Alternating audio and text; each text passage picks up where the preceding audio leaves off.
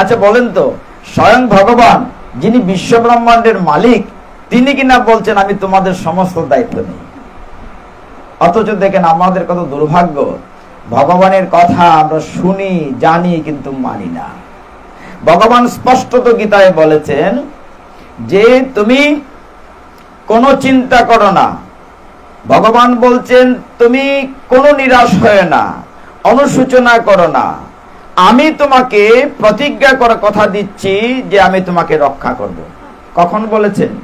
বলেছেন ভগবান নবম অধ্যায়ের 31 নম্বর শ্লোকে অর্জুনকে লক্ষ্য করে বলেছেন। অর্জুন মানে আমরা, অর্জুন একটা উপলক্ষ। সমগ্র জগৎবাসীকে বলেছেন কন্তেয়।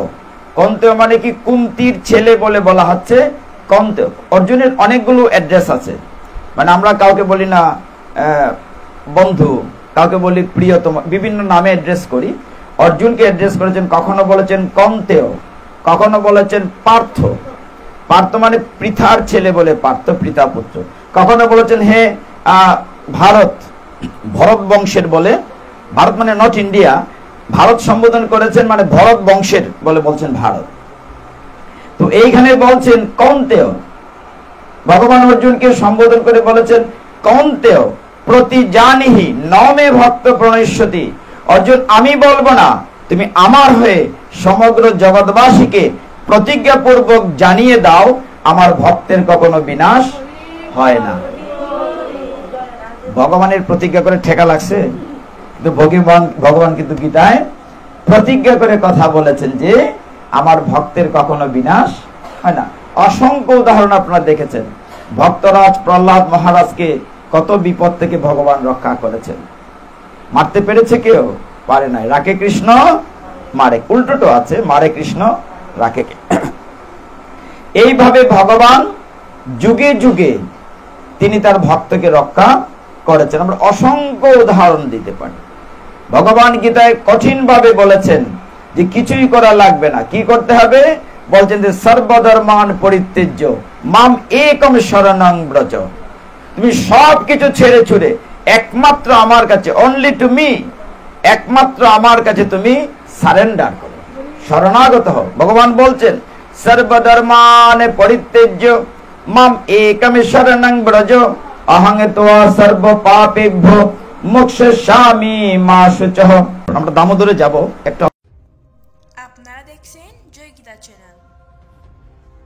ওম অজ্ঞানতিমিরন্ধস্য জ্ঞানাঞ্জন শলাকয়া চক্ষুরুন্মীলিতং येन তস্मै শ্রী গুরুবে নমঃ। হে কৃষ্ণ করুণা সিন্ধু দীনবন্ধো জগৎপতে গোপেশ গোপিকা কান্ত রাধা কান্ত নমস্তুতে। তপ্ত কাঞ্চন গৌরাঙ্গী রাধে বৃন্দাবনেশ্বরী বৃষভানুসুতে দেবী প্রণমামি হরিপ্রিয়ে। নমঃ বদান্যায় কৃষ্ণ প্রেম প্রদায়তে কৃষ্ণায় কৃষ্ণ চৈতন্য নাম্নে গৌরতীশে নমঃ। নারায়ণং নমস্কৃত্য নরং চৈব নরোত্তমং দেবীং সরস্বতীং ব্যাসং ততো জয় মুদিরয়েৎ। নমঃ বিষ্ণুপাদায় কৃষ্ণ প্রেষ্ঠায় ভূতলে শ্রীমতে ভক্তি বেদান্ত স্বামিনীতি নামিনে। নমস্তে সরস্বতী দেবে গৌরবাণী প্রচারিণে নির্বিশেষ শূন্যবাদী পাশ্চাত্য দেশ তারিণে। বাঞ্ছাকল্পতরুভ্যশ্চ কৃপা সিন্ধুভ্য এব চ পতিতানাং পাবনেভ্যো বৈষ্ণবেভ্যো নমো নমঃ। কৃপা করে হাত তুলি। জয় শ্রী কৃষ্ণ চৈতন্য প্রভু নিত্যানন্দ শ্রী অদ্বৈত গদাধর শ্রীবাসাদি গৌর ভক্ত বৃন্দ। হরে কৃষ্ণ কৃষ্ণ কৃষ্ণ হরে হরে, হরে রাম রাম রাম হরে হরে। হরে তৎসৎ। আপনারা কিন্তু একমত হয়েছেন মাসটির নাম দামোদর, বলেছেন না আপনারা? এই তথ্য কথাটি আগে বলি, তারপর পাঠে যাই। শেষের দিকে কঠিন কথা ভালো লাগবে না, আগে কঠিন কথাটা বলি। আমরা যখন পড়াশোনা করতাম স্কুল কলেজে, প্রথম দিকে গণিত ফিজিক্স হলে মাথায় ঢুকতো, আর রুটিনের শেষের দিকে কঠিন সাবজেক্ট হলে মাথায় ঢুকতো না। এই জন্য সহজ কথাটা পরে বলতে হয়, কঠিন কথাটা আগে বলতে হয়। আমরা দুর্ভাগ্য কি দেখেন যে আমরা ইংরেজি তারিখ সকলেই জানি, জিজ্ঞাসা করলে বলতে পারবে একটা অক্টোবর মাস 2025 খ্রিস্টাব্দ। ইংরেজি তারিখগুলাকে আমরা কি বলি? খ্রিস্টাব্দ। কি বলি? খ্রিস্টাব্দ। বাংলা তারিখগুলাকে বলি বঙ্গাব্দ। যেমন আজকে আশ্বিন মাসের কত তারিখ, এইটা হয়তো কেউ বলতে পারবেন, অনেকে বলতে পারবেন না, কিন্তু ইংরেজি তারিখ আমরা জানি। একটা হলো খ্রিস্টাব্দ, একটা হলো বঙ্গাব্দ। দুর্ভাগ্য, কলিযুগ পাবনবতার শ্রীমন মহাপ্রভুর আবির্ভাব থেকে যে সন তারিখ বৈষ্ণবীয় পঞ্জিকা শুরু হয়েছে তার নাম চৈতন্যাব্দ। কি বলেছি? এই অনুযায়ী আমাদের 12টি মাসের নাম আছে। আমরা কি জানি এগুলো? আপনারা কিন্তু দামোদর বলেছেন, এই হিসাবে শুরু হয়েছে মধুসূদন, মানে বৈশাখ মাস। মধুসূদন আছে, ত্রিবিক্রম, বামন, শ্রীধর, ঋষিকেশ, তারপরে পদ্মনাভ, তারপরে দামোদর হচ্ছে যেটা চলছে। তাহলে অনেকেই বলবেন যে কার্তিক মাসের আমরা নিয়ম মাস করি, এই জায়গাটাকে পরিষ্কার করি। আমরা ছোটবেলায় দেখতাম, আমরা তো এখানে পাশের বাড়ির লোক, আর মাইজে বাড়ি হচ্ছে আমার মামার বাড়ি। যিনি ছিলেন জগদানন্দ সরকার, আমার গ্র্যান্ডমাদারের আপন ভাই, শাসন মামা, দুলাল মামা, ওর আমার মামার বাড়ি, এটা আমার মামার বাড়ি। তো সেই হিসাবে আমরা দেখতাম, আমরা পাড়াতেই 3 রকম হতো। কেমন করে? দুর্গা পূজার বিজয়া দশমীর পরে যে একাদশী, সেখান থেকে কেউ শুরু করতেন, মধ্যেক একাদশী পরের একাদশীতে শেষ করতেন। কেউ লক্ষ্মী পূর্ণিমা থেকে শুরু করেছেন, রাস পূর্ণিমাতে শেষ করবেন। কেউ কার্তিকের 1 তারিখ থেকে শুরু করেছেন, কার্তিকের শেষ করবেন। যেভাবেই করেন নিয়ম মাসটি কত দিনের? 1 মাসের। কত দিনের? 1 মাসের। কিন্তু এই মাসটির নাম আপনারা প্রথমে স্বীকার করে নিয়েছেন, মাসটির নাম দামোদর মাস। তার মানে আপনাদের, মানে কি বলবো, আপনাদের চরণ আমি শতকোটি প্রণাম জানাই। কোন বিষয়টির জন্য? যে আপনারা মহাপ্রভুর আইনটি মানছেন। মূলত মহাপ্রভুর আবির্ভাব থেকে যে সনটি চলছে তার নাম চৈতন্যাব্দ। মনে থাকবে, খ্রিস্টাব্দ, বঙ্গাব্দ, চৈতন্যাব্দ। চৈতন্যাব্দের মাসগুলাকে বৈষ্ণবীয় পঞ্জিকা আছে একটা, এই পঞ্জিকা অনুসারে দামোদর মাসের আজকে 3য় দিন। দামোদর মাস শুরু হয়েছে মঙ্গলবার থেকে, মঙ্গল, বুধ, বৃহস্পতি, অর্থাৎ শেষ লক্ষ্মী পূর্ণিমা থেকে শুরু হয়েছে, শেষ হবে গিয়ে রাস পূর্ণিমাতে। আপনি যেভাবেই পালন করেন 1 মাস। এখন অনেকেই বলছে যে কার্তিক মাস তো শুরু হয় নাই। হ্যাঁ, কার্তিক মাস শুরু হয় নাই সত্য, কিন্তু দামোদর মাস শুরু হয়ে গিয়েছে। সেই হিসাবেই আপনাদের সৌভাগ্য, এই অর্থে আজকে যে গৃহে বসে ভগবানের কথা বলার জন্য আপনাদের মতো ভক্তদের চরণধরি পাবো বলে এসেছি। এই পাড়াতে এই দামোদর মাসের প্রথম পাঠ এখান থেকে শুরু হয়েছে। তার মানে মামার বাড়ি থেকে, মামার দেশ থেকে শুরু হয়েছে।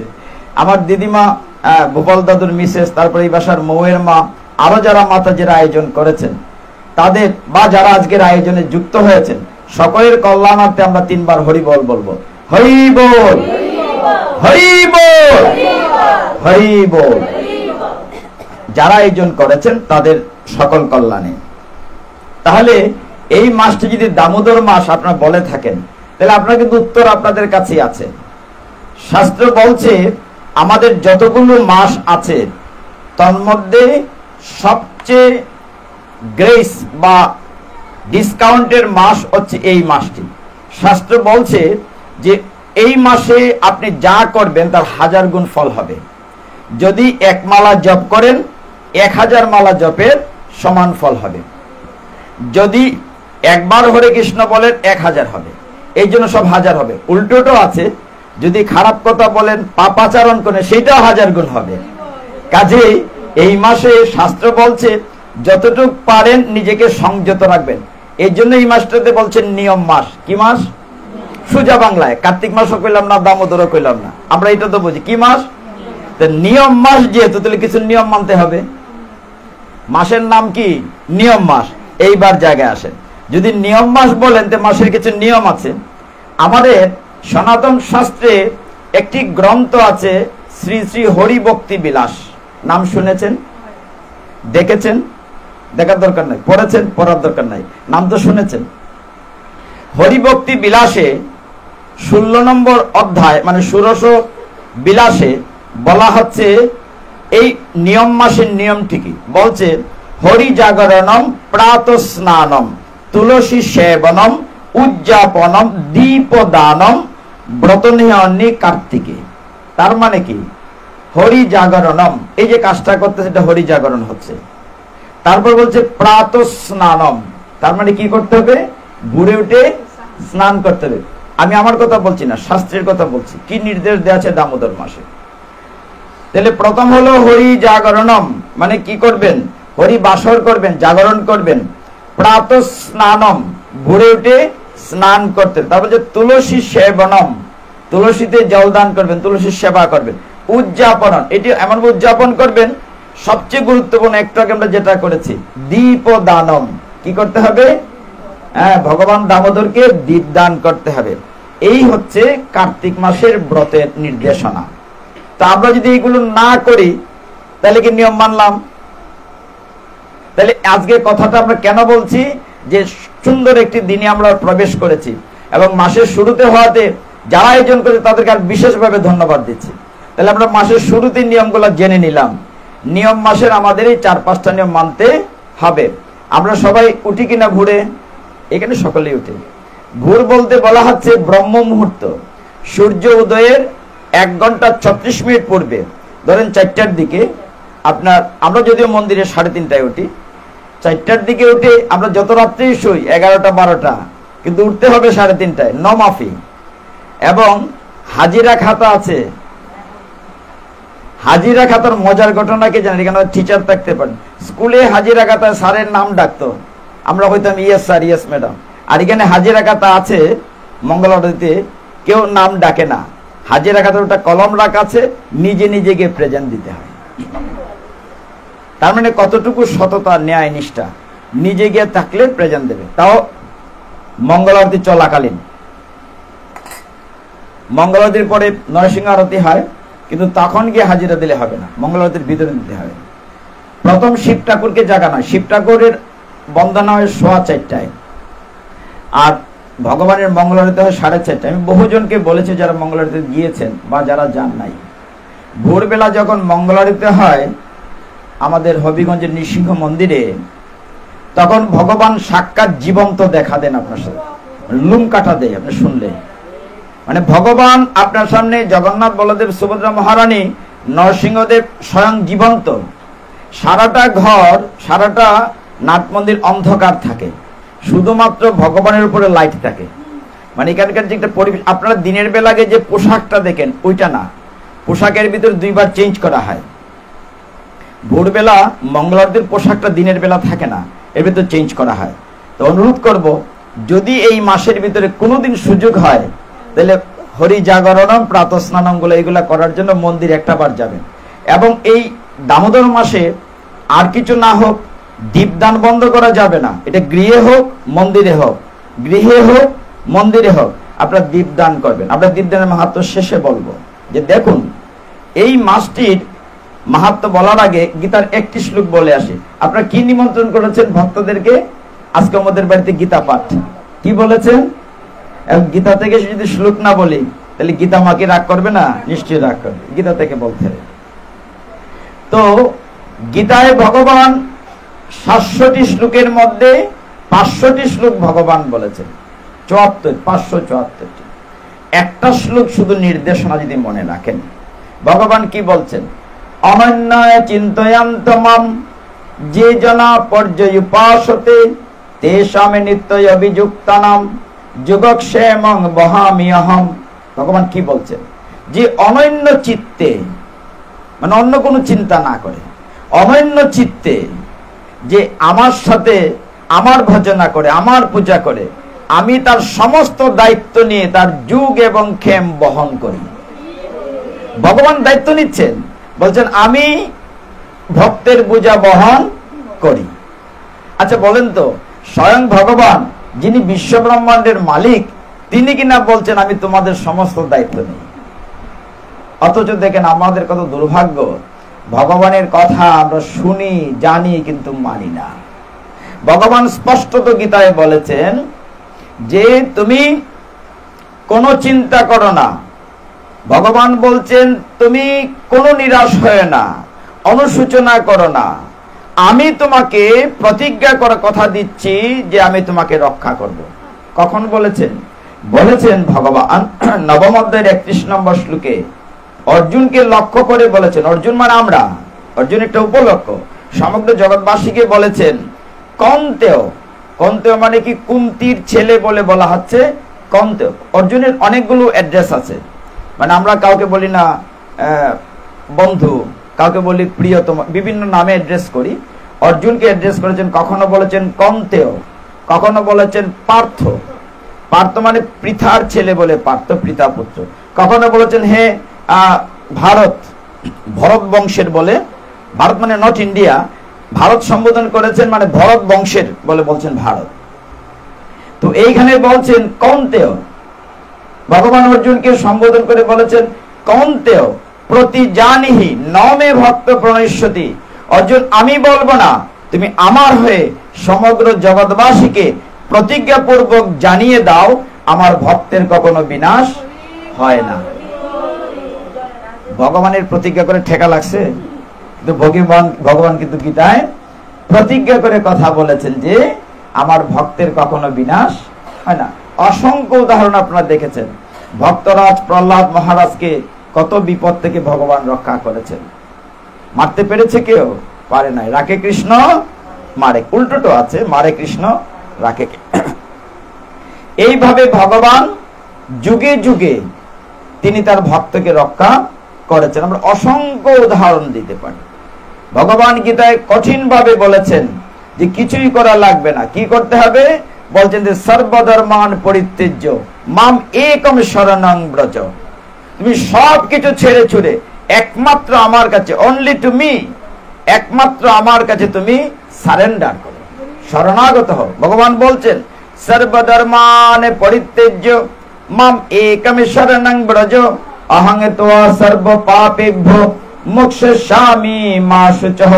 ভগবান বলছেন, শেষের শব্দটা খেয়াল করেন, বলছেন মা শুচ, এটা নিচে রাখো, মা শুচ। মা শুচ মানে ডোন্ট ওয়ারি, কোনো অনুশোচনা, কোনো সন্দেহ নাই। ভগবান একদম ক্লিয়ার কনসেপশন করে বলেছেন তোমরা আমার কাছে শরণাগত হও, আমি তোমাদেরকে এই পাপময় সাগর থেকে উদ্ধার করব। এই নিয়ে তোমরা কোনো দুশ্চিন্তা করো না। এর বড় চিন্তা করি কালকে কি তাইতো, সংসারটা কেমনে চলতো, হ্যাঁ, ছেলেটার লেখাপড়ার কি হইতো, মেয়েটার যে বিয়ে দিছি ঠিক মতো আছে কিনা। কিন্তু ভগবান সে কথা বলে না। ভগবান যে তুমি আমার উপর ছেড়ে দাও, আমার উপর ছেড়ে দাও। আপনাদের মনে আছে নিশ্চয়ই যুদ্ধের পরে তর্কাতর্কি হয়েছিল, কুরুক্ষেত্রের যুদ্ধের পর। আমরা দামোদরে যাব, একটু আলোচনা করি। তো কুরুক্ষেত্রের যুদ্ধের পরে তর্ক হয়েছিল। অর্জুন বলছে আমি বেশি যুদ্ধ করেছি, আমার মতো তীরন্দাজ পৃথিবীতে নাই, আমি সবাইকে মেরেছি। এই যে মম, আমি, অহম, ওইটাই ক্ষতি, আমি না। ভগবান বলান তাই বলি, তিনি চালান তাই চলি। কিন্তু ভালো কাজ করলে বলি যে আমি করেছি, দেখো এরকম করেছি। আর খারাপ হলে দেখো ভগবানের ফাড়িটা করতো, দোষ দিলাই ভগবানের উপরে, ভগবান তোর প্রতিবাদ করে না। দুর্যোধনের বিপক্ষে ভীম বেশি যুদ্ধ করেছিল, ঠিক না? ভীমে বলছে না না কৃষ্ণ, আমি সবচেয়ে বেশি যুদ্ধ করেছি, আমি গদা দিয়ে ভীমের উড়ু ভেঙেছি, দুঃশাসনের ছাতি ছিঁড়ে রক্ত পান করেছে। এক একজন ক্রেডিট নিচ্ছে, মানে আমি করেছি। সহদেব বলছে, নকল বলছে আমি শকুনি বধ করেছি, আমি না মারলে যুদ্ধই শেষ হতো না। তখন কৃষ্ণ বললেন আচ্ছা এরকম তো সকলেই তর্ক করছে, বেশি করছে, আসলে কে বেশি যুদ্ধ করেছে? চলো একজন সাক্ষী লাগবে। তো মার্ডার কেস হলে সাক্ষী লাগবে না? এত লোক মেরেছো, চলো একটা লোক সাক্ষী আছে। কে সাক্ষী আছে? যুদ্ধ কে সাক্ষী হিসাবে দেখেছিল মনে আছে আপনাদের? একটা কাটা মাথা, কি নাম? বারবারিক। কার কি লাগে? কার বোনের জামাই? না না না, জানি আমরা ভীমের ছেলে, না না না, আরেকটু বাকি আছে। ভীমের ছেলের ছেলে, ভীমের ছেলে ঘটোৎকচ, ঘটোৎকচের ছেলে বারবারিক।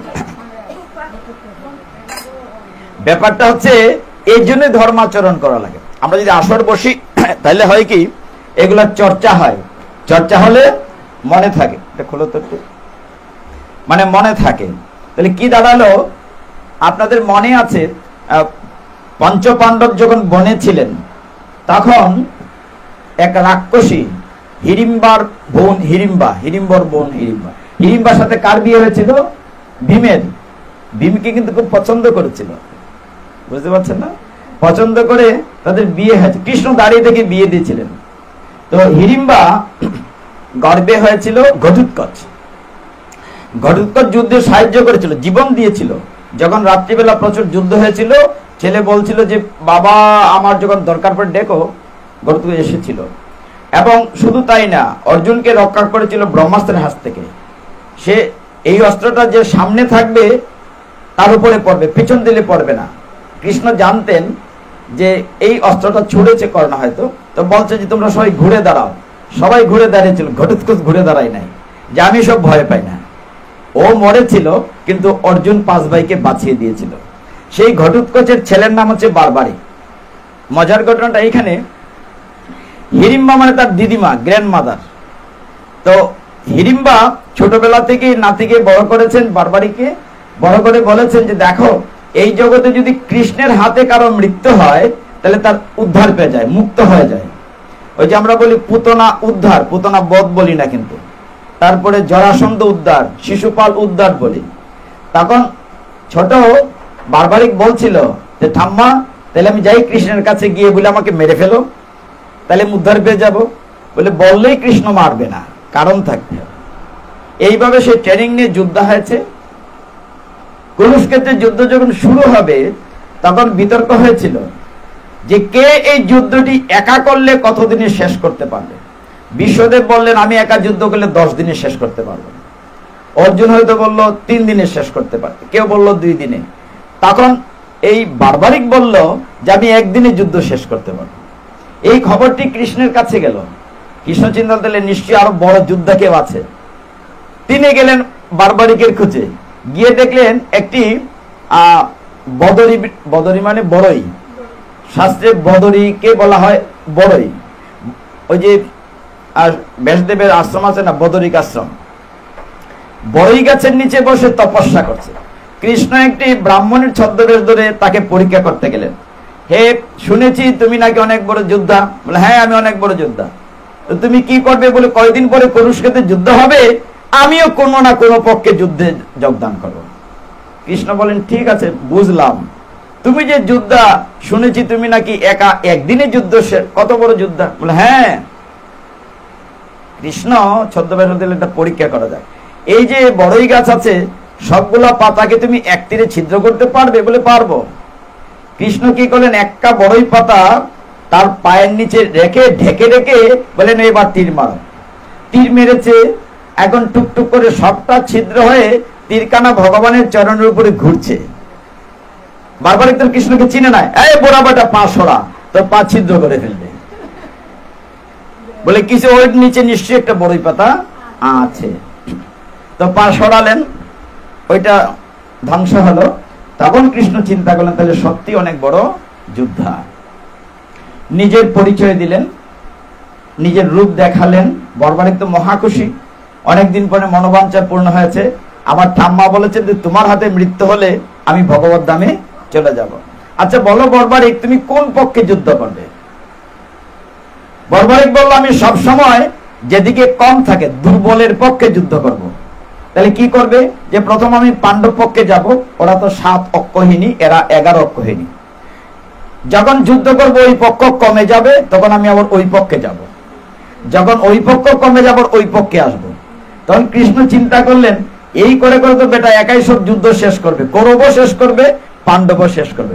তা আমি যে কৃষ্ণ প্ল্যান করেছি, পাণ্ডবরে প্ল্যান তো নষ্ট করে দেবে, অর্থাৎ তাদের যুদ্ধে যাওয়ার সুযোগ দেওয়া যাবে না। মানে টোটাল সুপার প্ল্যান করে ডিজাইনটা কে করেছেন? Krishna. The Krishna is the super computer engineer. কৃষ্ণের উপরে কোন ইঞ্জিনিয়ার আছে নাকি? তাকে বলা হয় যুগেশ্বর। এই জন্য ভগবান কৃষ্ণ তিনি প্ল্যান করেছেন। দেখা যায় বারবারিকের কারণে নিজের প্ল্যানটা নষ্ট। না না, তোমার যুদ্ধ করা চলবে না। তোমার আরেকটা কি আশা ছিল যে আমার হাতে মৃত্যু, ঠিক আছে আমার হাতে মৃত্যু হবে, যখন সুদর্শন চক্র কেটে দিচ্ছিল গলা, তখন বলছে প্রভু আমার একটু প্রার্থনা আছে। বলি প্রার্থনা কি? আমি যুদ্ধে অংশ নিতে পারলাম না, কিন্তু কৃপা করে যেন আমি যুদ্ধটা দেখতে পারি। এই কারণে কাটা মাথাটা জীবন্ত ছিল। কতদিন যুদ্ধ হয়েছিল? 18 দিন। পাহাড়ের উপরে 3টা খোঁটার উপরে কাটা মাথাটা রেখে দেওয়া হয়েছিল। যখন যুদ্ধ শেষ হলো, তারা তর্ক করছে। অর্জুন যখন রথ থেকে নেমেছে, অমনি রথ কিন্তু ধাও ধাও করে আগুনে জ্বলে গিয়েছিল। জানেন তো কেন? ওই রথের পতাকায় ছিল হনুমান, কপিধ্বজ, কপি মানে বানর, কপিধ্বজ মানে পতাকা। যত অগ্নিবাণ ছেড়েছে হনুমান রক্ষা করেছিল। যেই কৃষ্ণ অর্জুন রথ থেকে নেমেছেন, অগ্নি কিন্তু রথ পুড়ে গেছিল। তো সকলকে বলছেন যে চলো, সবাই বলছো আমি বেশি যুদ্ধ করেছি, চলো একজন সাক্ষী আছে, ওই পাহাড়ের কাছে একটা কাটা মাথা আছে, ওর কাছে গেলেন। আচ্ছা, যুদ্ধের শুরুতে মনে আছে অর্জুনকে কৃষ্ণ কি বোঝাচ্ছিলেন? অর্জুন তুমি মারো মারো। না, আমি মারবো না। আত্মীয় বলে তুমি তো মারবে না, আমি তাদেরকে মেরে রেখেছি, আমি তো মেরে রেখেছি, তুমি উপলক্ষ। অর্জুন বিশ্বাস করে নাই। দেখেন কথাটি কেমন ভাবে মিলেছে। সবাই যখন বর্বরিকের কাছে গিয়েছে, জিজ্ঞাসা করছে, ভগবানকে দেখে খুব খুশি, চোখ মুজে প্রণাম করেছে, কাঠামাতা জীবন্ত, যে বলো বলো, তুমি তো দেখেছো 18 দিনের যুদ্ধ, কে সবচেয়ে বেশি যুদ্ধ তুমি বলো। বলে প্রভু সত্য কথা বলবো? হ্যাঁ বলো। বলে আমি দেখেছি যখন অর্জুন তীর রেডি করেছে, আপনি সুদর্শন চক্র ছেড়ে দিয়েছেন, ওই লোকটা মরে গিয়েছে, পরে গিয়ে তীরটা লেগেছে। যখন ভীম গদা দিয়ে, মানে আমার দাদু ভীমের কথা, যখন দাদু গদা দিয়ে ওর উরু ভেঙেছেন, তার আগে দেখেছি কৃষ্ণ হাতে একটা গদা আছে, তার নাম কি? কুমোদিনী। কৃষ্ণের গদার নাম কি? কৌমোদিনী গদা। যে দেখেছি কৃষ্ণ কৌমোদিনী গদা দিয়ে ওই দুর্যোধনের উরু ভেঙেছেন, পরে আমার দাদু গদা লাগাইছেন। যুদ্ধ তো আপনার কেউই করেন নাই, সব যুদ্ধ করেছে অনাদির আদি শ্রীকৃষ্ণ। প্রেম সে বলো রাধে রাধে, প্রেম সে বলো, প্রেম সে বলো। তো কে মেরেছে, কে যুদ্ধ করেছে? ভগবান স্বয়ং করেছে। অর্থাৎ তিনি হচ্ছেন মূল কর্তা। ওই জায়গাটিতে আমাদের যেতে হবে। আমরা গীতা ভাগবত পাঠ করবো কোন জায়গাটির কারণে? আমি আপনি কিছুই করি না, কে করান? ভগবান শ্রীকৃষ্ণ। এটা আমরা বিশ্বাস করি কিনা?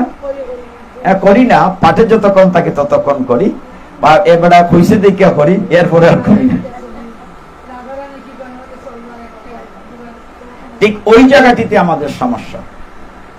আমাদের বিশ্বাসটার খুঁটিটা দুর্বল, এই কারণে আমাদের দুঃখ কষ্ট থাকে, না হলে দুঃখ কষ্ট থাকতো না।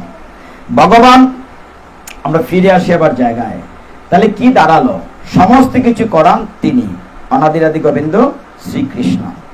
এই কারণে ব্রহ্ম সংহিতায় বলা হয়েছে ঈশ্বর পরম কৃষ্ণ সচ্চিদ আনন্দ বিগ্রহ অনাদিরাদি গোবিন্দ সর্ব কারণ কারণম। সব কারণের মূল কারণ হচ্ছেন ওই বঙ্কবিহারী, ওই বাঁকা বেটা, কোনো কাজ নাই কাম নাই, সারাদিন বাঁশরি বাজায় আর গোপবালাদের নিয়ে নিত্য কীর্তন করে। তো এই ঘটনাটির কারণে তিনি যে ছোটবেলা এত আনন্দ দিতেন ব্রজবাসীকে, আনন্দের কোনো শেষ নাই। আপনাদের কথাই বলি, আমরা প্রথম দিন দামোদর মাসের প্রথম দিন ইস্কন মন্দিরে আমার পাঠ ছিল, সেদিন শরৎ রাস ছিল। এই কারণে দু একটি কথা বলেছিলাম। এখানে মাতাজিরাই তো বেশি না, সবাই কেন বললাম? এখানে সকলেই স্ত্রী পুরুষ বলে কিছু নাই, সকলেই প্রকৃতি, একমাত্র পুরুষ পুরুষোত্তম অনাদিরাদি গোবিন্দ। তো সেখানে শাস্ত্রে বলা হয়েছে যে আপনারা নন্দনন্দন কৃষ্ণকে স্বামী রূপে পাওয়ার জন্য কাত্যায়নী ব্রত করেছেন কিনা? গোপবালারা করে কাকে স্বামী রূপে পেয়েছে? অনাদিরাদি গোবিন্দকে। তার আগে ভগবান তাদের পরীক্ষা নিয়েছেন, কাত্যায়নী ব্রত করেছেন, তাদের বস্ত্রহরণ করেছেন। তার পরীক্ষা যখন পাশ করেছে, তখন ভগবান বলেছেন পরবর্তী শারদ পূর্ণিমায় তোমাদের মনোবাঞ্ছা পূর্ণ হবে। এই যে গেল পূর্ণিমাটা, সেখানে একবার মিলন হয়েছে, আর আমরা রাস পূর্ণিমাতে যেখানেই তাকে রাস পূর্ণিমাতে শেষ করবো কথা। তো আজকে আমরা শুরুটা করি। পবিত্র দামোদর মাসে ভগবান ছোটবেলা যে লীলা করতেন, এই সবচেয়ে উত্তম লীলা এই জায়গাটি। আচ্ছা, ভগবানকে মাপতে পারে এমন ক্ষমতা কারো আছে? কিন্তু দেখুন, এই যে দামোদর মাসে একমাত্র নন্দ মহারানী কৃষ্ণকে দড়ি দিয়ে পেটে বেঁধেছেন। দাম মানে দড়ি, উদর মানে পেট। এই কারণে এই অসম্ভব পবিত্রতম, এই জন্য বলছে এই মাসে যা করবেন তার 1000 গুণ হবে, বেশি হবে। তো শাস্ত্র বলছে ছোটবেলার কথাগুলো আমরা বহুদিন বলে আনন্দ পাই। নন্দ মহারানী যে লীলাটি করেছেন কৃষ্ণকে নিয়ে, তার পূর্বের অভিযোগটা আপনারা জানেন। অভিযোগটা কি? অভিযোগটা হচ্ছে আপনাদের মতো ব্রজ গোপিনীরা, ব্রজাঙ্গনারা প্রতিদিন এসে নন্দমার কাছে অভিযোগ দিতেন। কি অভিযোগ দিতেন? যে তোমার কানায় মাখন চুরি করে, বলতেন না? চোর চোর বলতেন। কিন্তু নন্দমা পাত্তা দিতেন না। আচ্ছা, কোন মা কি তার ছেলে খারাপ কাজ করছে মেনে নেয়? কোন মাই, সবাই বলে না আমার ছেলেটা খুব ভালো, আমার ছেলেটার মতো ভালো ছেলে হয় নাই। নন্দমা তো মেনে নিতেন না, রাজরানী। কেউ এসে বলতো চুরি করছে, কেউ বলছে চুরি না তো শুধু আমাদের বাছুর ছেড়ে দেয়। আমাদের একমাত্র ব্যবসা হচ্ছে দুগ্ধজাত জিনিস। আমরা দুধ, মাটা, মাখন তৈরি করে মথুরার হাটে নিয়ে বিক্রি করি, তবে না সংসার চলে। এখন বাছুর ছেড়ে দিলে আমরা দুগ্ধ পাই কোথায়? কেউ কেউ বলতেন, শুধু তাই না, অভিযোগ করছেন যে শুধু তো বাছুর ছেড়ে দেয় না, ছোট বাচ্চা ঘুমিয়ে থাকলে তাদের চিমটি মারে, মানে কত দুষ্টামি করে। আচ্ছা, খাইলো মাখন ঠিক আছে, যাওয়ার আগে পাতিল সব ভাঙিয়ে ফেলায়, মানে এত দুষ্টুমি করে। অভিযোগ কারো কথা নন্দ মাথায় নেন না। তখন সমস্ত আপনাদের মতো দলবল মিলে একদিন নন্দমার বাড়িতে এসেছে। এখন একসাথে অনেক লোক আসলে তো সত্য মানতেই হবে। বলো তোমাদের কি অভিযোগ? নন্দমা কিন্তু উত্তর দিতে চাচ্ছেন। আর দিয়ে কানাই কি করেছে? মার গলা জড়িয়ে ধরে বসে আছে, কত খুশি। কোন মা হয়তো বলছেন, কোন গোপাঙ্গনা বা গোপিনী বলছেন, দেখো আমাদের বাড়িতে এত অত্যাচার করে। তখন সব শুনে নন্দমা একটা কাজ করো, আমার ছেলে তো ছোট্ট, কানাই ছোট না, 3 বছর 8 মাস, এই সময়কার কথা, খুব ছোট, ওর হাতগুলা পা গুলা ছোট। তোমরা একটা কাজ করো, মাখনটা উপরে শিকাতে বেঁধে রেখো, তাহলে আমার বাচ্চা নাগাল পাবে না। গোপিনী কি বলছে?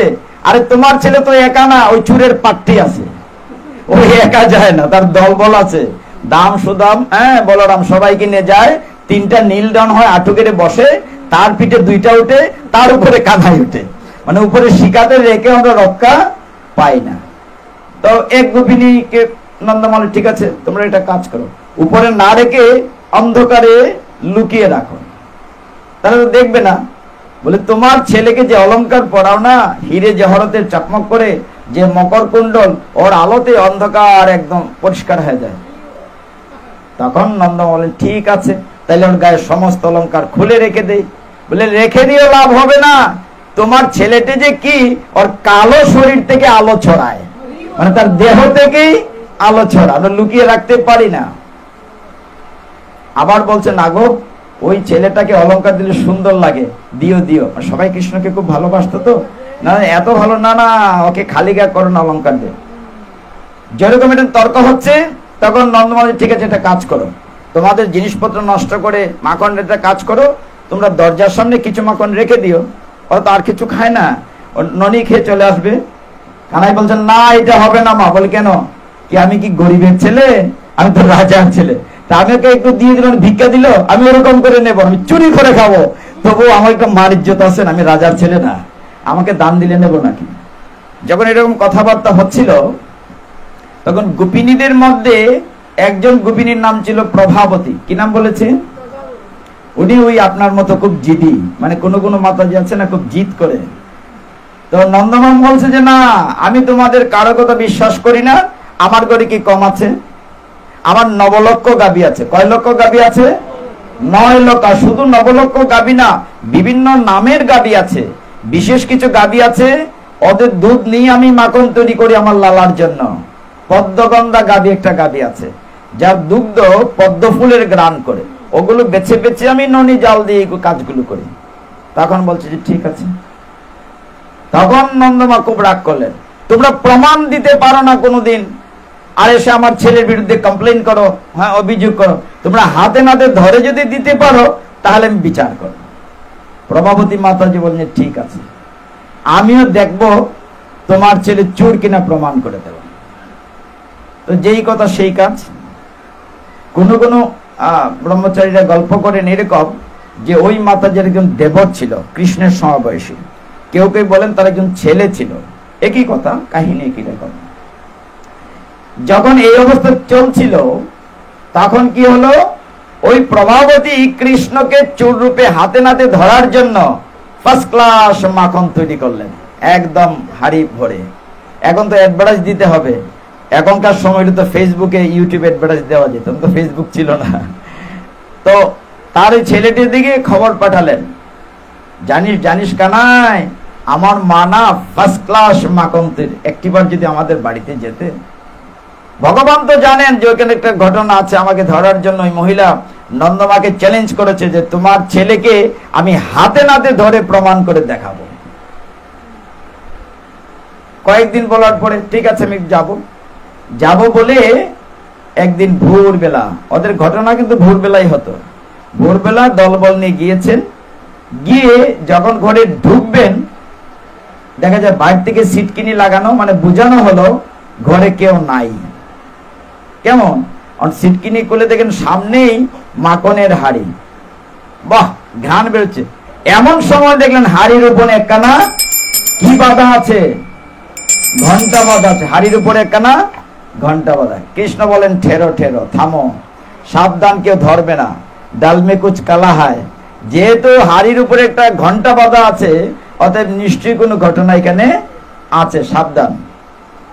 এই অবস্থায় ভগবান বললেন যে দেখো একটু অপেক্ষা করো, ব্রজের সবকিছুই চিন্ময়, বৃক্ষ কথা বলে, গাভী কথা বলে, ঘন্টা কথা বলে। তো ঘন্টাকে ভগবান বলছেন, হে ঘন্টা আমার কথা মন দিয়ে শুনো। বলেন প্রভু বলেন কি সেবায় লাগবো আপনার? বলে আমরা যখন চুরি করব মাখন, লুটপাট করব, তুমি কিন্তু বাঁচবে না। ঘন্টাকে কি বললেন? তুমি কিন্তু বাঁচবে না। ঘন্টা বলেন ঠিক আছে আমি বাঁচবো না। তো ঘন্টা তো ভগবানের আদেশ মানবে, সকলেই হুড়মুড় করে ইচ্ছে মতো মাখন নিচ্ছেন, বন্ধুদের মুখে দিচ্ছেন, ঘন্টা নড়ছে কিন্তু বাঁচছে না। ভগবানের কথা মানবে, ঘন্টা নড়ছে বাঁচছে না। সকলের খাওয়া যখন শেষ হল, কানাই তোমার তো খাওয়া হলো না, শুধু আমরাই খেলাম, এবার তুমি খাও। তা যখন ভগবানের মুখে মাখন দেয়া হলো তখনই ঘন্টা বাজতে শুরু করলো, তখন ঘন্টা বাজতে শুরু করলো। আওয়াজ শুনে ওই প্রভাবতী ঘরে আড়ালে ছিল, বেরিয়ে এসে কানাইকে ধরে ফেললো। ধরে ফেললে বলে এইবার গালে মুখে মাখন লেগে আছে, একেবারে হাতে নাতে ধরা পড়েছে, সিসি ক্যামেরা লাগবে না, নিয়ে যাচ্ছে ধরার জন্য। কিন্তু কানাই বলেন মা একটু রাখো, আমি একটা কথা জিজ্ঞাসা করে আসি। গিয়ে ঘন্টাকে জিজ্ঞাসা করলেন, বেটা তোমাকে যে বলেছি বাঁচবে না, তুমি বাঁচলে কেন? ধরা পড়তাম না। বলে প্রভু বন্ধুরা যখন খেয়েছে তো আমার আপত্তি ছিল না, আপনি তো স্বয়ং ভগবান, ভগবানকে যখন খাওয়াবো, ভগবানকে ভোগ নিবেদন করতে গেলে তো ঘন্টা বাজাতে হয়, আর ঘন্টা না বাজলে কি ভোগ নিবেদন হয়? এখন তোমার মুখে দিয়েছে, আমার চাকরি থাকে বলো না বাজলে, এই জন্যই বেঁচেছি। তো মাতাজি প্রভাবতী কানাইকে হাতে ধরে টেনে নিয়ে যাচ্ছেন, ছোট বালক, চোর ধরা পড়েছে, সকলেই মহানন্দে পেছন পেছন গিয়েছে তামসা দেখার জন্য। ওই ছেলেটিও তার সমাবেশ ওই গৃহের ও যাচ্ছে। ব্রজের কিন্তু একটা বিশেষত্ব যে ঘুমটা নিয়ে আমি আরো বহুদিন বলেছি, যারা বৃন্দাবনে গিয়েছেন, আমরা তো হাফ ঘুমটা দেই বা ঘুমটা দেই না, কিন্তু ব্রজের মাতাজিরা এইটুকুন দেখেছো না, এইটুকুন একটা মুখ দেখাই যায় না, এইটুকুন ঘুমটা পড়ে। ওরকম ঘুমটা পড়ে যাচ্ছে। কিছুক্ষণ যাওয়ার পরে কানাই বলছে সব বন্ধুরা পালিয়েছে, এখন কানাই কি করবে? বলছে মাইজি মেরা হাত সে ধুক লাগা নিয়ে, মানে ছোট্ট হাত টেনে নিয়ে হাতে ধুক লাগছে, তুমি হাতটা একটু চেঞ্জ করে দাও, বদলাই দাও, ডান হাতে নিয়ে যাচ্ছ ধরে, বা হাতের হাতটা খুলে দাও। মায়ের মন তো ঠিক আছে, বাচ্চাটিকে টেনে হেসে নিয়ে যাচ্ছে কানাইকে বদলে। যে হাতটা খুলেছে, কানাই কি করেছে, তার নিজের ছেলের হাতটা বের করে দিয়েছে। তো ওর হাতটা ধরে টেনে নিয়ে যাচ্ছে, আর কানাই এখান থেকে এক দৌড়ে বাড়িতে গিয়ে একেবারে নন্দমার মা, বুঝে যাচ্ছে এখন ঘুম থেকে উঠেছে, হ্যাঁ বুঝে যাচ্ছে মা খেতে দাও, অভিনয় করছে। আর ওইদিকে তো মহানন্দের সাথে ওকে টেনে নিয়ে যাচ্ছে। প্রভাবতী বলো যে এইবার হাতে নাতে চুর ধরেছে। কিছুক্ষণ যাওয়ার পরে ছেলেটি চিৎকার করছে, ও মা তুমি আমাকে ধরে নিয়ে যাচ্ছ, মা লক্ষ্মী মা আমার হাতটি ছাড়ো। বলে মা কেন ঠাকুরমা ডাকলো, আজকে ছাড়বো না। বহুদিন পরে বেটা কানাই চুরকে ধরেছে, মা আমি সত্যি সত্যি তোমার ছেলে, আমাকে ছাড়ো। বলে মা না, কোনো কিছুতে ছাড়া যাবে না, আজকে ধরেছে। তো টেনে নিয়ে যাচ্ছে। দূর থেকেই নন্দমার বাড়িতে আরো লোকজন হয়েছে, তোমার ছেলে চুরকে ধরেছে, আজকে বিচার করতেই হবে, হাতে নাতে ধরেছে। যত কাছে আসছে নন্দমা হাসছেন, কি ব্যাপার চুরের মার বড় গলা, তোমার ছেলে চুরি করেছে, তুমি হাসছো, আমি তো ধরে নিয়ে এসছি, তুমি কাকে ধরেছো দেখো। কানাই কিন্তু পিছন থেকে তামসা দেখতেছে কি হচ্ছে ঘটনাটি। একদম কাছে এসে তুমি ঘুমটা কেন খোলো, দেখো। যেই ঘুমটা খুলেছে দেখা যায় তার হাতের মধ্যে তার নিজের ছেলেই ধরা। আরে বল, তখন পেছন থেকে কানাই বলছে, এই মাইজি সাবধান, আজকে আমাকে ধরতে চেয়েছো, তোমার ছেলেকে আমি চোর বানিয়েছি, আর একদিন ধরতে চাবে তো তোমার স্বামীকে আমি চোর বানিয়ে ছাড়বো, সাবধান, আমার পিছনে লাগবে না। আচ্ছা বলো তো, তোমরাই তো আমাকে ডাকো, যদি কানাই এসে একটু মাখন খেত, তোমাদের ডাকি তো আমি যাই, এরকমটি করবে না। এই যাত্রা কানাই বেঁচে গেলেন, কিন্তু নন্দমার কেন সন্দেহ হলো? নিশ্চয় অভিযোগ করে নিশ্চয়ই ঘটনাটি ঘটে। তার মানে আমার ঘরে যে মাখন হয়, দাস দাসীরা যে মাখন করে, এই মাখন হয়তো তার পেট ভরে না। নন্দমার একটা সন্দেহ হলো। এইখান থেকে ভাগবতটা শুরু, দশম স্কন্ধের নবম অধ্যায়। কত অধ্যায়? আপনারা ভাগবত পড়েন কারা কারা? গীতা তো পড়েন, এখন যেহেতু গীতার স্কুল হয়, মাতাজিরা তো গীতার ক্লাসে যান। একটা ভালো কাজ হচ্ছে, মাতাজিদের ক্লাস হওয়ার ফলে আপনাদের ছেলে মেয়েরা গীতা শিখতে পারে। ভাগবত পড়েন কয়জনে? একজনও নাই, এক সপ্তাহ পড়ছেন। আরেক ভাগবত তো গীতার চাইতে অনেক বড়, দুইজন পাওয়া গেছে। দুইজনের জন্য আমরা প্রেম সে বলি, প্রেম সে বলো, না না আস্তে আস্তে না, প্রেম সে বলো, প্রেম সে বলো রাধে রাধে। তো ভাগবতে খুব বেশি শ্লোক না, 12টা স্কন্ধে মাত্র 18,000 শ্লোক। কয়টা বলেছি? এই ভাগবতের দশম স্কন্ধের নবম অধ্যায়ে এই দামোদর লীলাটি আছে। এই জায়গাটা বলি, যেহেতু দামোদর মাসের প্রথম পাঠে বসেছি আমরা, এখানে প্রথম দিন বলবার একদম শেষের দিন যেখানেই থাকে। তো কি করা হলো, নন্দমার ভিতরে একটা সন্দেহ হলো, নিশ্চয়ই আমার যে দাস দাসীরা মাখন তৈরি করে, এই কারণে তার পেট ভরে না, অন্যের বাড়িতে চুরি করে খেতে যায়। তিনি শ্লোকটা এইভাবে শুরু হয়েছে, একদা গৃহ দাস শিশু, মানে একদিন গৃহের দাসীদেরকে অন্যত্র ছুটি দিয়ে দিলেন, সমস্ত দাসীদেরকে ছুটি দিয়ে নন্দমা ভাবলেন আপনার মায়েরাও সন্তানকে নিজের হাতে করে খাওয়াইতে চান, এটা ঠিক কিনা? যে আমার নিজের হাতে তো বাচ্চা, আপনার মায়েরা কিন্তু জানেন যে কোন সন্তান কি খেতে ভালোবাসে। নন্দমা সমস্ত দাসীদেরকে ছুটি দিয়ে দিলেন। ছুটি দিয়ে তিনি ভাবলেন যে না ঠিক আছে, আজকে আমি নিজের হাতে মাখন তৈরি করব। দেখেন এখানে এত শিক্ষণীয় আছে বিষয়গুলো, এত তত্ত্ব আছে। তিনি বেছে বেছে স্পেশাল দুধ নিলেন। কোন গাভীর নাম বলেছিলাম? পদ্মগন্ধা গাভী, মনে আছে না? মনে নাই? পদ্মগন্ধা গাভীর দুধ তিনি উনুনে বসালেন, যে সেকে ঘন হলে ক্ষীর হবে, ক্ষীর দিয়ে সন্দেশ করবেন। আর তিনি দধির ভাণ্ড নিয়ে দুই হাতে মন্থন করতে লাগলেন। এখানে শিক্ষণীয় কি, যে মন্থন করলে অমৃত উঠে। কোথায় উঠেছিল? সমুদ্র মন্থনে, মনে আছে আপনাদের? সমুদ্রকে বলা হয় রত্নাকর, রত্নের আকর, সমস্ত কিছুর ভান্ডার হচ্ছে সমুদ্র। এখানে মন্থন করলে সেখানে লক্ষ্মী দেবী অভিশপ্ত সমুদ্রে ডুবেছিলেন। সমুদ্র থেকে লক্ষ্মী দেবী উঠেছিলেন, গত কয়েকদিন আগে যে লক্ষ্মী পূজা গেল, লক্ষ্মী দেবী উঠেছিলেন একটি বরমালা নিয়ে। বরমালা কাকে দিয়েছিলেন? ভগবান নারায়ণ বিষ্ণুকে। শুধু একা লক্ষ্মীর পূজা করলে পূর্ণ হবে না, লক্ষ্মী নারায়ণ সব পূজা কর, তাই করেন না আপনারা? আচ্ছা আচ্ছা, মঠ মঠ বানায় করেন।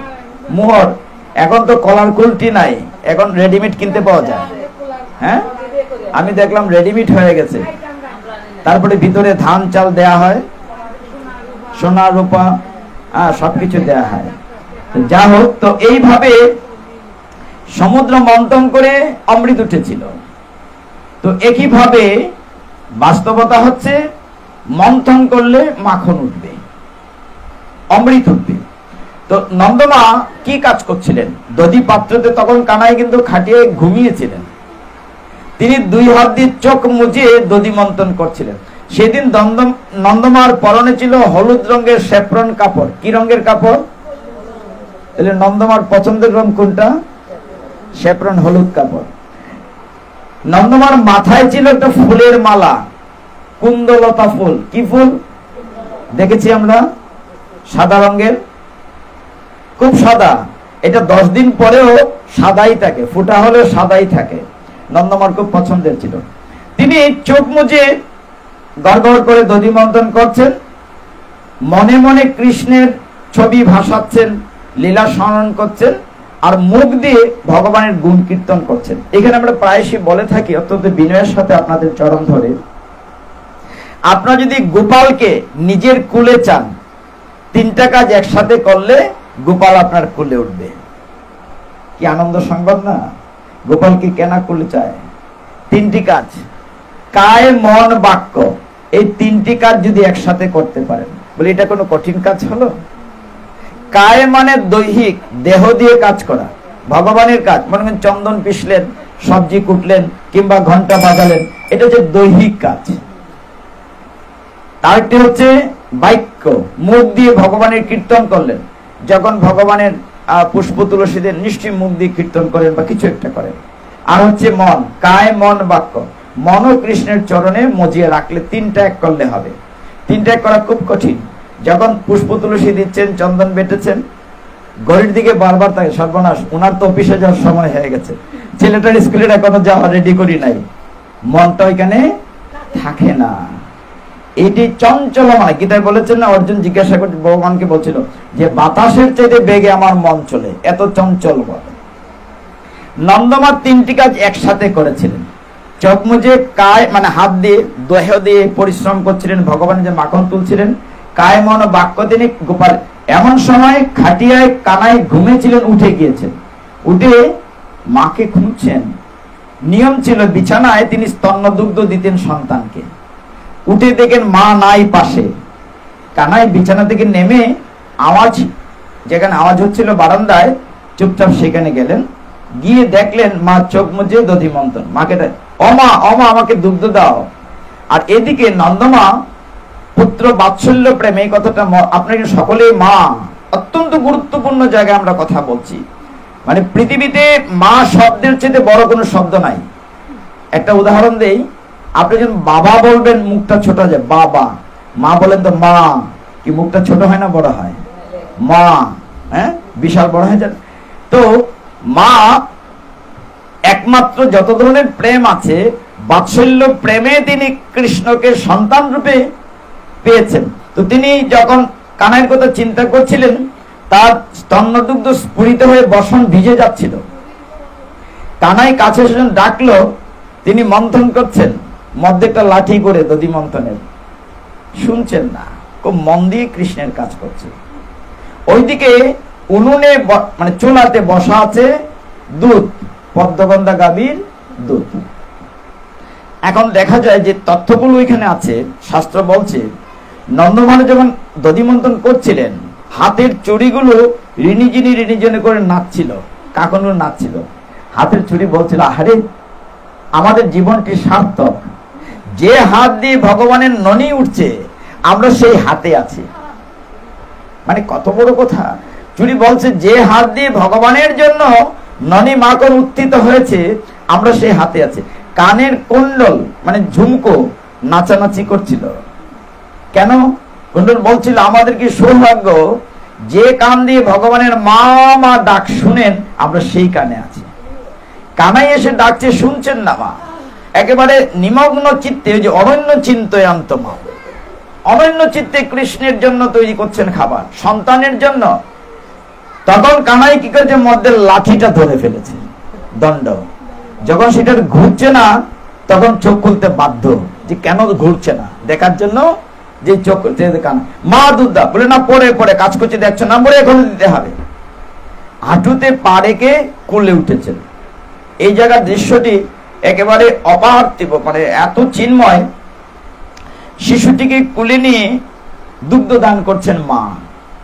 2-2-4, 2 চোখ আর সন্তানের, যারা মা সন্তানকে দুগ্ধ দান করার সময় অপার্থিব প্রেমের একটি সৃষ্টি হয়। এটা এত বড় একটা মেলবন্ধন।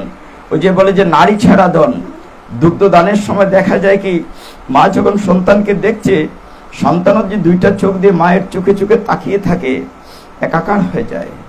মা এবং সন্তান একাকার হয়ে যায়। মা মানে এত আনন্দ পায়, কল্পনা করা যায় না। আর সন্তান এত আনন্দ পায়, মাতৃ দুগ্ধের চেয়ে তো শক্তিশালী কিছু নেই। দুগ্ধদান করছেন, হঠাৎ হঠাৎ ওইদিকে চুলুতে উনুনেতে বসে আছেন, দুধ ফেনিয়ে আগুনে পড়ে যাচ্ছে।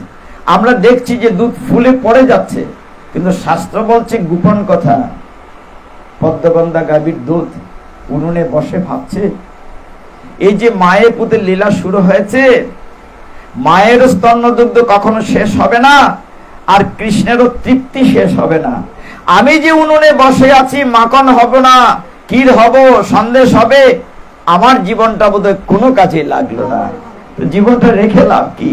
আমি হচ্ছে আগুনে পরে আত্মহত্যা করি। এটা হচ্ছে মূল তত্ত্ব। আগুন আমরা দেখছি ফেনিয়ে দুধ পড়ছে না। দুধ বলছে যে আমার জীবনটা তো ভগবানের অধরে স্পর্শ হলো না, আমি তো মাখন হলাম না, আমি ক্ষীর হলাম না, সন্দেশ হলাম না, তাহলে জীবন রেখে লাভ কি? আমি বরঞ্চ অগ্নিতে পড়ে আমি আত্মাহুতি দেই। যখন চেচ্চের আওয়াজ করছে, পুরো গন্ধ করছে, মা দেখলেন দুধ ফেনিয়ে পড়ছে। কানাইকে কুল থেকে রেখে দৌড়ে গেলেন দুধ সংশোধনের জন্য। কানাই প্রচন্ড লাগে, ঠুট খাচ্ছে যে আমাকে তুমি অপেক্ষা করলে, আমার চেয়ে তোমার দুধ বড় হয়ে গেল, আজকে আমি বুঝাবো। মা যখন গেলেন দুধ নামাতে, কানাই চিন্তা করলেন, এইভাবে ভাবলেন যে আজকে সকাল থেকেই মা আমার সাথে খারাপ আচরণ করছেন, বিছানায় দুগ্ধদানের কথা দেননি, এইখানে এসে দধি মন্থন শুরু করেছেন। ওই হাড়ি বেটা যেত নষ্টের মূল, ওই দধি বান্ড, ওই এইটার কারণেই মা আজকে আমার সাথে খারাপ ব্যবহার করছে। পাশে ছিল শিলনোড়া, ওই যে মশলা বাটে, শিলনোড়া দিয়ে দধি ভাণ্ড ভেঙে ফেললেন। এই দেখেন সবকিছু ভগবানের সেবায় লাগার জন্য ব্রজের এত ব্যাকুলতা। যারা বৃন্দাবনে গিয়েছেন দেখবেন বৃক্ষলতা, পাখি, পুষ্প, গাবি সব যেন সবসময় রাধে রাধে বলছে, আর ভগবানের সেবায় ব্যস্ত। এতটাই ব্যাকুলতা। এই যে আপনি দুর্লভ একটা মনুষ্য জন্ম পেয়েছেন, নিজেকে প্রশ্ন করুন তো, আপনার ডানে বামে অনেকে চলে গিয়েছে, যাচ্ছে কিনা? আগামী বছর আজকে যারা আছেন এই গৃহে, আগামী বছর এখানে যুগ হোক না হোক বিয়োগ 2-4 জন হবে, হবে কিনা? এটা তো সত্য। নিজেকে প্রশ্ন করুন না, দুর্লভ মনুষ্য জন্ম পেয়ে ভগবানের কাছে কতটুকু সময় দিয়েছি। ঘুম থেকে উঠে ঘুমানো পর্যন্ত শুধু আমার আমার, খাই খাই, আরো চাই আরো চাই, এত ব্যস্ত, এত ব্যস্ত। ভগবানকে খাইয়ে রাখছেন না। 84 লক্ষ জুনির মধ্যে মানুষ মাত্র 4 লক্ষ, 80 লক্ষ অন্য, বৃক্ষ লতা, পশু পাখি। আচ্ছা বলুন তো, কোটি কোটি প্রাণী আছে, হাতি বলেন, পিঁপড়া বলেন, ওরা কি ব্যবসা করে? ওরা কি চাকরি করে? ওদের কি ভগবান খাইয়ে রাখেননি? ভগবান যে কত করুণা সিন্ধু, 2 হাতে দেন, আপনি কল্পনা করতে পারবেন না। আমি আমার জীবন দিয়ে উপলব্ধি করি। আজকে 1.5 বছর পর হয়েছে, আমি একদিন বাজারেই যাই নাই। ঘন্টি পরে খাই প্রসাদ, ভগবান প্রসাদ পাই, বাজারই করা লাগে না। আমি মন্দির কর্তৃপক্ষকে বলেছি, আমি সকাল বিকাল লাল আটার রুটি আমার দরকার, আমার রুমে চলে আসে লাল আটার রুটি সবজি। ভগবান যে কতটুকু কৃপাল আপনাদেরকে বোঝানো যাবে না। ভগবান 2 হাতে দিচ্ছেন, আপনি নিতে জানেন না, আপনি নিতে পারছেন না। ভগবান করুণার সাগর, করুণার সিন্ধু। ভগবান বলেছেন আমি দিতে চাই, হাত বাড়িয়ে রেখে তুমি নিতে পারছো না। নিতে পারছো না কেন? তোমার মুষ্টিটা মায়া দিয়ে বদ্ধ। ওই যে আপনার লুটির কীর্তন গান না, অমোট না চাললে লুট যায় না ধরা রে ভাই।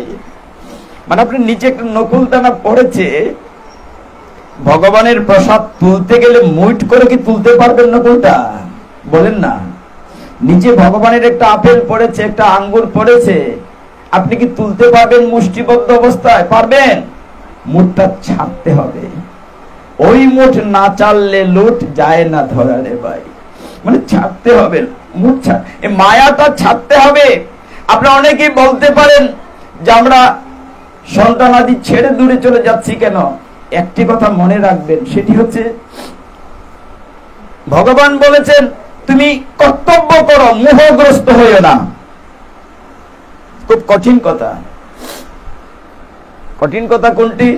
যে তুমি সন্তানের প্রতি তোমার কর্তব্য আছে, পরিবারের কর্তব্য আছে, কিন্তু কখনো যদি এই ভাবটা না জাগে, আহারে আমার ছেলেটি খাইলো না, আহারে মেয়েটি ঘুমাইলো না, ওই ছেলে মেয়ে কি আপনার? এই স্ত্রী পুত্র পরিজন কি আপনার? বলুন আপনার কিনা? কেউ আপনার না, কেউ না। এই যে সুন্দর বাড়ি গাড়ি অলংকার পত্র এত কিছু, এখন যদি শ্বাস বন্ধ হয়, একটি আংটি আপনার সাথে যাবে না খুলে রেখে দেবে? সাথে যাবে না খুলে রেখে দেবে? সব খুলে রেখে যাবে। আপনার এই দেহটি পঞ্চভূতে বিলীন হয়ে যাবে। ক্ষিতি অপতেজ মরুদ্ভূম যাবে কোনটি? শুধুমাত্র আজকে যে গীতা ভাগবত শুনছেন, ভক্ত সঙ্গ করছেন, শুধু এইটি যাবে। আপনার স্বীকৃতিটার সাথে যাবে। ভগবানকে আমি কি দেব বলুন? ভগবানকে দেওয়ার মতো কি আছে? আমি কি নিয়ে এসেছি? আমি খালি হাতে পৃথিবীতে এসেছি, ন্যাংটু এসেছি, আবার খালি হাতে চলে যাব। যা দিয়েছেন ধন দৌলত খ্যাতি সম্মান সব ভগবান দিয়েছেন। এইখানে ভগবানেরটাই ভগবানকে দেব। কত কৃপণতা করি আমরা, পকেটে খুঁজি সবচেয়ে ছোট ছেঁড়া নোটটি ভগবানকে দেওয়ার জন্য। আরে তুমি মূর্খ, তুমি কাপটা দিচ্ছ, আমি তোমাকে দিয়েছি, আমারটাই তুমি আমাকে দিতে কার্পণ্য করছো। কত কৃপণ, কত অকৃতজ্ঞ আমরা। একটু ভালোবাসি ভগবানকে, দুটা অস্ত্র জল দেই ভগবানকে, একটু ভালোবাসি। কি দেব আমি? কি দিয়ে পুজিব তোমায় ভগবান? মন্দিরে তুমি, মূর্তিতে তুমি, স্তবগীতে তুমি। আমরা অহংকার করে বলি, দেখো বাগানে এত বড় ফুল ফুটিয়েছে, আমার বাগানের ফুল দিয়েছি। ফুলটা কি আমি ফুটিয়েছি? ফুলটা তো ভগবান ফুটিয়েছেন, তারটাই তাকে দিচ্ছি। দিয়ে অহংকার করে বলছি যে আমি আমার ফুলটি দিয়েছি। ভগবান ভক্তের অশ্রু জলের বড় কাঙাল। ভগবান বলছেন আমি ভক্তের ভালোবাসার বড় কাঙাল। ভগবান ত্রিভুবনের মালিক, তিনি বলছেন কাঙাল। মহাপ্রভু তো আরো বলছেন আমি কাঙ্গালের ঠাকুর। নন্দমা যখন কানাইকে দুগ্ধদান করছিলেন, রেখে গেলেন, কানাই প্রচন্ড রাগ করলেন। অতৃপ্ত অবস্থায় রেখে মা তুমি চলে গিয়েছ। ভক্তগণ, কৃষ্ণের মনে চিন্তা হলো যে আমি কাজটি ভালো করিনি, পালাতে চাইলেন। এমন সময় হাড়ির ভিতরে মাখন পোড়া হয় নাই, আদো আদো হয়েছে। এই মাখন গুলো ভাবছে আমরা তো পূর্ণ হয় নাই, হাড়ি ভেঙে গিয়েছে, ভগবানের সেবায় তো লাগলাম না, অধরে লাগলাম না, আমাদের জীবনটা কি বৃথা গেল? কানাই পালাতে চাইলেন স্টোর রুমের দিকে, যেখানে আরো হাড়িতে মাখন রাখা আছে। আদো আদো মাথা, আদো আদো মাখন। কৃষ্ণ যেদিকে যাচ্ছেন সেই দিকে গড়িয়ে গড়িয়ে যাচ্ছে। ওর উপরে ভগবানের চরণে রেখে রেখে যাচ্ছে। মুখে না লাগলাম, চরণ সেবা তো করতে পারি। মানে কেউ ভগবানের সেবা থেকে বঞ্চিত হতে চাচ্ছে না, যে আমি অধরে লাগলাম না, চরণে তো লাগতে পারি। চরণ স্পর্শ করার জন্য গড়িয়ে গড়িয়ে যাচ্ছে। কানাই ঢুকে গেলেন স্টোর রুমে, আর পেছন তাকাচ্ছেন মা আসে কিনা। দেখলেন যে উপরে লাগা আছে শিকার মধ্যে মাখন, গন্ধ করছে, সুঘ্রাণ করছে। পাশে ছিল একটি গাইল, যেটাকে বলা হচ্ছে উদুকল, শাস্ত্রে বলা হচ্ছে উদুকল। সেই উদুকল উঠে কানাই ননে নামালেন। যতটা না নিজে খাচ্ছেন, বেশি বানরদেরকে ডেকে দিচ্ছেন, হে বানরগণ, তোমাদের কাছে আমার অনেক ঋণ আছে। ত্রেতা যুগে যখন সীতামাকে রাবণ বেটা হাইজেক করেছিল, তোমাদের সাহায্যে আমি লঙ্কা জয় করেছি। তখন আমি তো বনে ছিলাম, কিছু দিতে পারিনি, তোমাদের ঋণ শোধ করো। বানররা আসো, খাও, মাখন খাও। এবার আমি রাজার ছেলে, নন্দ মহারাজের ছেলে। পেছন তাকাচ্ছেন কখন মা আসে। মা যখন এসে দেখলেন সমস্ত দধির হাড়ি লন্ডভন্ড, বুঝতে বাকি থাকলো না এটা দুষ্ট কানাইয়ের কাজ। আজকে তাকে শাস্তি দিতেই হবে, সকলের গৃহে অত্যাচার করে ছাড়া যাবে না। একটি যষ্টি লাঠি পেলেন, ওইদিকে যে লাঠি নিয়ে মা পেছন দিয়ে তাকাচ্ছিল, জানালা দিয়ে লাফ দিয়ে এক দৌড়ে কানাই পালাচ্ছে। একটু ভাবুন তো, সামনে ছোট্ট বালকটি দৌড়াচ্ছে, পেছনে নন্দমা লাঠি নিয়ে যাচ্ছেন। কাকে দৌড়াচ্ছেন গো? ভগবানকে দৌড়াচ্ছে, যিনি জগতের পিতা, যার ইশারায় সারা বিশ্ব ব্রহ্মাণ্ড চলে, সেই বালক রূপী নররূপী কানাইকে নন্দমা লাঠি নিয়ে তাড়া করছেন। কতটুকু বাৎসল্য প্রেম! সমস্ত নন্দমার আঙ্গিনায় ঘুরছেন পেছন পেছন লাঠি নিয়ে। নন্দমার যশোদার শরীরটি স্থূলকায়া, মাথার কুফার ফুল থেকে এই যে কুন্দলতা ফুল খসে খসে পড়ছিল, নিচে মাটিতে পড়ছিল। ফুল বলছিল, কেন পড়ছিল জানেন? বলছে যে দেখো, যিনি বিশ্বব্রহ্মাণ্ড মালিক কৃষ্ণের মা, তার মাথায় আছে। আরে আমাদের তো অহংকার হয়েছে, আমাদের তো মাথায় থাকলে মানায় না, নিচে পড়ে যায়, নিচে পড়ে যাচ্ছিল। অনেক দৌড়ানোর পরে যখন কানাই দেখলেন মা ঘেমে যাচ্ছেন, ক্লান্ত হয়ে যাচ্ছে, না না, মাকে আর কষ্ট দেওয়া ঠিক না। ধরা দিলেন, হাতে কাপ করে ধরে টেনে নিয়ে আসলেন বারান্দায়। আজকে তোমাকে শাস্তি পেতেই হবে। চোখ রাঙ্গালেন, লাঠি দিয়ে আজকে তোকে শাস্তি দেব। কানাই কি করলেন? নরলীলা করছেন, ভেঙে করে কেঁদে দিলেন। কেঁদে এরকম চোখ, এরকম করে চোখ নাচে, সমস্ত কাজল সারা গায়ে লেপটে গেল। ওই যে গানটা করছেন দীপদানের সময়, নমামিশ্বরম সচ্চিদানন্দ, ভেঙে লেখা আছে লসৎ কুণ্ডলন, মানে কুণ্ডলটা নড়ছে, কানের এরকম ফুপিয়ে ফুপিয়ে কাঁদছে, ত্রিরেকাঙ্ক কণ্ঠ, গলায় 3টি ভাঁজ পড়েছে, নাদুস নুদুস চেহারা, ভাঁজ পড়েছে, আর কাজল লেপটে গিয়েছে। বিম্বাদর, তার অধর ঠোঁটগুলো যেন বিম্ব ফলের মতো লাল, কাঁপছে। এই অষ্টকমের মধ্যে বিবরণ দেয়া আছে। মা চিন্তা করলেন, যেভাবে ভয় পেয়েছে, যদি বাড়ি থেকে পালিয়ে গিয়ে বনে চলে যায় আর না আসে, না না, এত শাস্তি দেওয়া যাবে না। ভয় পেয়েছে, লাঠি লাঠি ফেলে দিলেন। ফেলে দিলেন না, তাকে শাস্তি দিতে হবে। ওই যে গাইলের সাথে উঠে চুরি করেছে, ওর সাথে ওকে শাস্তি দেব, ওকে বেঁধে রেখে দেবো গাইলের সাথে। এই যে দামবন্ধন লীলাটি কি করে হলো? বারান্দা সকাল হয়ে গিয়েছে, এর মধ্যে চারদিকে গোপিনী গোপাঙ্গনারা চলে এসছেন লীলা দেখার জন্য। মায়ের প্রতি যুদ্ধ হচ্ছে। ছোট্ট একটি ছেলে, কমরে তার মাথায় 2 কানা বিনুনি ছিল। 1 কানা বিনুনি খুলে বাঁধতে চাইলেন গাইলের সাথে, বাঁধতে পারলেন না। কয় আঙ্গুল বাকি? 2 আঙ্গুল বাকি। ভাবলেন যে ছোট হয়তো হচ্ছে না, আরেকটি বিনুনি খুলে জোড়া লাগালেন, তাও হচ্ছে না। আরো দৌড়ে আনো, জিদ চাপলো মায়ের, যে করে বাঁধতে হবে। মনে মনে কৃষ্ণ ভাবেন, মা তুমি তো আমি কি জানো না, বিশ্ব ব্রহ্মাণ্ড আমাকে বাঁধতে পারে না। মনি ঋষিরা 1000 বছর তপস্যা করে যার চরম ধুলু পায় না, তুমি চাচ্ছ দড়ি দিয়ে বাঁধতে, দেখি তুমি কি করো। আরো আনো, আরো যত গাভীর ডিগরা দড়ি আছে আনতে আনতে 9 লক্ষ গাভীর জোড়া দিয়ে সকাল থেকে দুপুর হয়ে যাচ্ছে। মা ঘেমে ক্লান্ত, কোনোভাবেই বাঁধতে পারছেন না। সমস্ত গোপিনীরা তামসা দেখছে, হাসছে। প্রতিদিন আমাদের ঘরে চুরি করে নালিশ দিয়ে তুমি শোনো না নন্দমা, এবার নিজের ঘরে করেছে ঘটনা দেখো। তিনি ধরা না দিলে কি ধরা যায়? অনাদিরাদি গোবিন্দকে ধরা যায়। যখন দেখলেন যে মা ক্লান্ত শ্রান্ত হয়েছে, তখন তিনি 2 দিক থেকে দড়ির মাথা নিয়ে বলেন, মা এবার তুমি বাঁধো, ধরা দিতে হবে প্রেমের কাছে, বাৎসল্য প্রেমের কাছে। যখন ধরা দিলেন তখন তিনি বাঁধলেন, ওই দাম দিয়ে উদরে বাঁধলেন। এই জন্য মাসটির নাম হলো দামোদর মাস। এইভাবে এই 10ম স্কন্ধের 9ম অধ্যায় শেষ হয়েছে। তারপরে 10ম স্কন্ধের 10ম অধ্যায় হচ্ছে জমালার্জুন উদ্ধার, আরো ইত্যাদি ইত্যাদি। ভক্তগণ, আমরা এখানে রাখবো। তার পূর্বে 2টি কথা বলি যে আমাদের দুর্লভ মনুষ্য জন্ম পেয়েছি। দেখুন, আপনার সকলেই ভক্ত। একটা যোগ্যতার কথা বলে শেষ করি। এই বাবুটি যদি ডাক্তার হতে চায়, তাহলে সায়েন্সে পড়াশোনা করতে হবে, ঠিক না বাবা? এখন একজন যদি ভালো শিল্পী হতে চায়, তাহলে উস্তাদের কাছে গান শিখতে হবে, নৃত্য শিখতে হবে। মানে যে যে বিষয়ে জ্ঞান অর্জন করতে হয়, ওই সংশ্লিষ্ট বিষয়ে তাকে জ্ঞান অর্জন করতে হবে। কিন্তু একটি বিষয় আছে, সেটি হচ্ছে ভক্ত হও। ভক্ত হতে কোনো যোগ্যতার প্রয়োজন পড়ে না। সে কি সায়েন্স পড়তে হবে ভক্ত হতে গেলে? তাকে কি ব্রাহ্মণ হতে হবে, চন্দাল হতে হবে? কোনো বর্ণ, কোনো জাতি, কোনো ভেদাভেদ নাই। সবচেয়ে সহজ কাজ হচ্ছে ভক্ত হওয়া।